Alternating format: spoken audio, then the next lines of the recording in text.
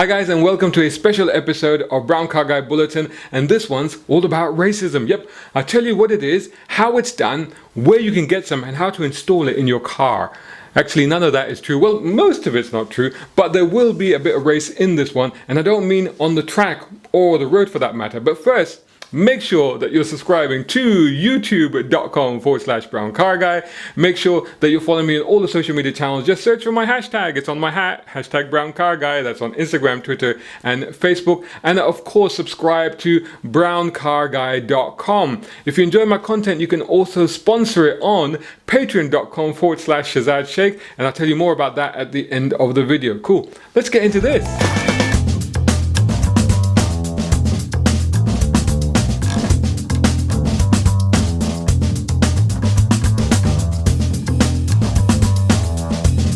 So 3 facts for you. Number 1, no, I don't own a brown car, though maybe I should just to mess with people's minds. Number 2, yes, I'm the brown car guy because I'm brown and I'm a car guy. It isn't racist, it's a factually accurate descriptor. And thirdly, for those of you who think it's weird and proclaim, how would it look if I call myself the white car guy? Well, okay, you can call yourself the white car guy if you really want to, but you'd have as much chance of standing out in a crowd as a white jelly bean in a box of Tic Tacs. On the other hand, I stand out like a Wookiee at an Ewok's orgy, like a number 2 on the North Pole, or like Apple at a beauty pageant. Thank you, come again. Oh, you still here? Boy, you have a high tolerance level for brown people, which is great, because not many do, certainly not in the UK's automotive media industry, I can tell you. And that is weird because we're everywhere, innit? I mean, we run the corner shops, we hold your testicles and ask you to cough, and we make the nation's favorite takeaway, authentic chicken tikka masala. I say authentic, but there's no such dish actually. It's a cholesterol-clad concoction of creamy oily lava with bits of chicken in it. That is chicken from the expired and marked for dog food only section of the meat wholesaler. Anyway, so-called chicken tikka masala was specifically designed here in Britain to give Goa people heart attacks as a sort of revenge for the "No Indians and Dogs Allowed" sign that was so beloved of the Raj back in the day. Oh Sahib, you are very, very funny, said no punkawala ever. Oh damn, that bit about the weaponized curry. I think I just let slip a jihadi secret. I wonder if the underground brotherhood will discombobulate me for that. So hey, guys, just keep that between us and stick to the chicken jalfrezi. You'll be fine, I promise. Mostly. Let's be honest. These are all stereotypes of what we Asians do, and there's another one. Well, that one, you see, as there's too much manual labor involved for me to be a shopkeeper, and I'm too squeamish to be a doctor, and any restaurant that I opened would soon shut from being proclaimed the epicenter of a deadly bout of food poisoning within a week of opening, there's only one other Desi typical job that I'd be close to considering. Minicab driver or Uber captain, innit? So if you don't head over to my Patreon and support me right now, link below, you'll probably soon find me on your hailing app. I'd better practice. Sir, too much traffic today, but please be giving me a 5-star rating, huh?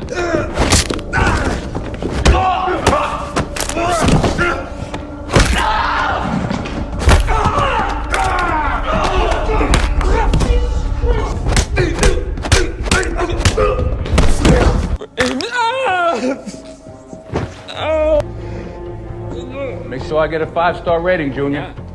Oh, and while you're at it, make sure you hit the like button below. Do it now. Listen, I'm not going to carry on till you do. I mean, you've got to like this video. You've watched it this far, right? So just go ahead and hit the thumbs up button below.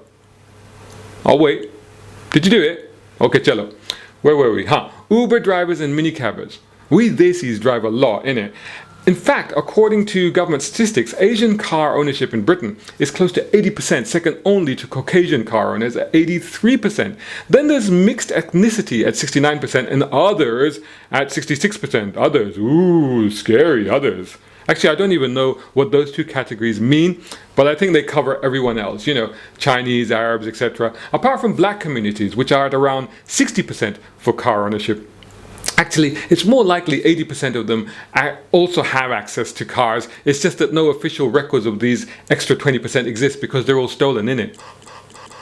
Oh no, come on, that's awful. That's the worst kind of stereotype. The only reason I said that is because you were thinking it. It's your fault. I'm just pandering to your myopic and prejudiced worldview. Listen, I can say that because I know it's not true and I'm just joking. The same way Will Smith used it as a running gag in 2 Men in Black movies. That, gentleman, is a standard issue neuralizer, but you're not going to remember that. And just because you see a black man driving in a nice car does not mean it's stolen. I stole that one, but not because I'm black.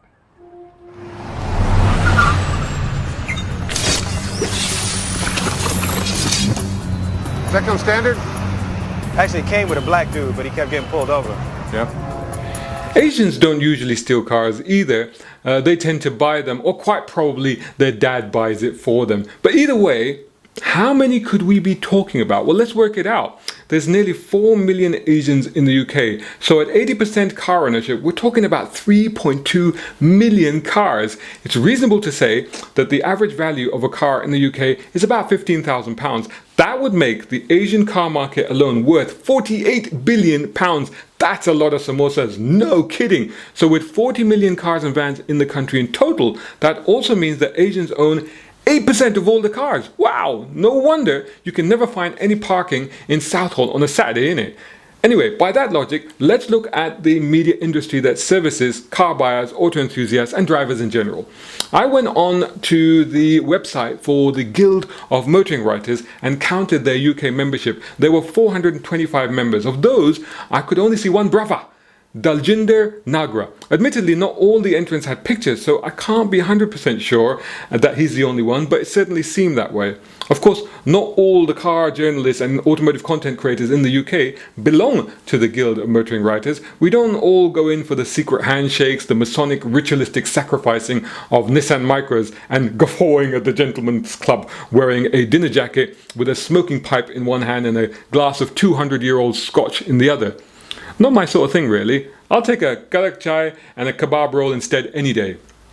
I remember it was probably about 20 years ago that I was on some press trip out of the UK into some place in Germany, definitely with a German car maker, for a new car launch.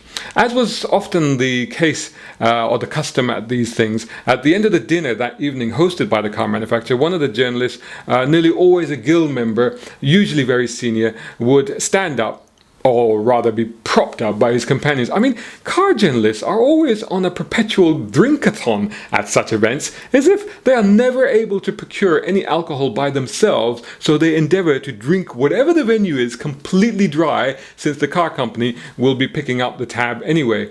And they say drinking and driving doesn't mix. Anyway, this old white car journo would get up and toast the host for putting on a jolly good show and wish them luck with their spiffing new motor vehicle.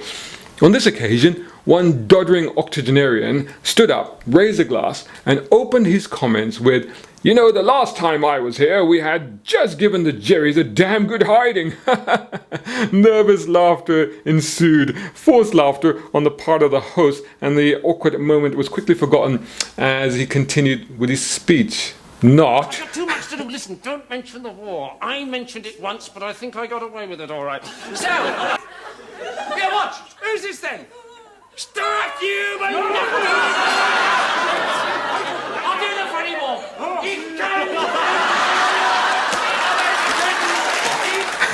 It's the only damn thing I remember about that whole event. That's how memorable it was. I was flabbergasted and appalled at the insensitivity and context of it.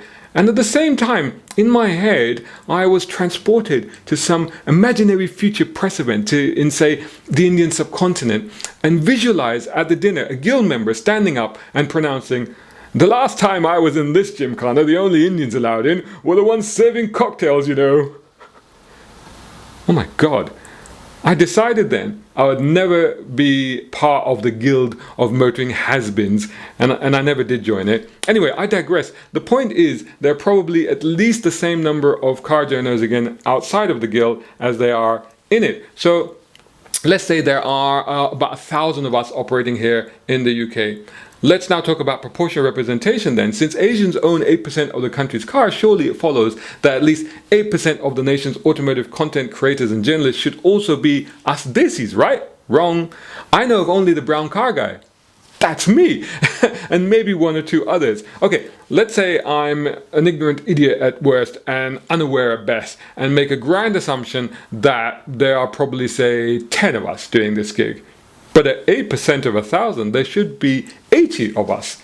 Factoring in those others and my brothers and sisters, although sadly not so many sisters across the board in this field, but that's probably a topic for a whole other video. Anyway, my brothers and sisters in the Black, Arab and Chinese communities, as well as whatever the mixed and the remaining others are, and we could easily round that up to saying that there should be at least 100 BAME motoring journalists and content creators. Hell, we should have our own damn guild. Imagine at the dinners. The last time I was in Bradford, we came up with a fake dish, chicken tikka masala, as a joke. I wonder if they still serve it here. Oh, I see they do. You know, if the mainstream automotive media serves car buyers through magazines, newspapers, websites and videos, what is it doing to make itself relevant to BAME communities, which are perhaps as much as 25% of total car owners in the UK? The fact is that the motoring media industry here is almost entirely white, and most of it won't even acknowledge highly experienced and accomplished professional Asian motoring journalists like me, never mind hiring us. You know, the other day someone said to me, I thought you were just some bloke into cars who liked posting pics and videos on social media and stuff like that. I had no idea that you had this long and illustrious career in actual motoring journalism. Satyanas. Okay, I added the bit about the long and the illustrious bit, but still, Satyanas. I mean, and you know, he continued. He said, until I looked at your website, BrownCarGuy.com, and read your bio and saw your portfolio. Okay, plug. Check the link below, subscribe to my website now, and DM me if you need any automotive content. Come on, I had to get all of that in at least once before the end of the video, right? And you know, I'm serious, about content requirements, because yeah, please do get in touch if it's paid work, that is. Hey, content creators still gotta eat, you know, and exposure doesn't buy us food.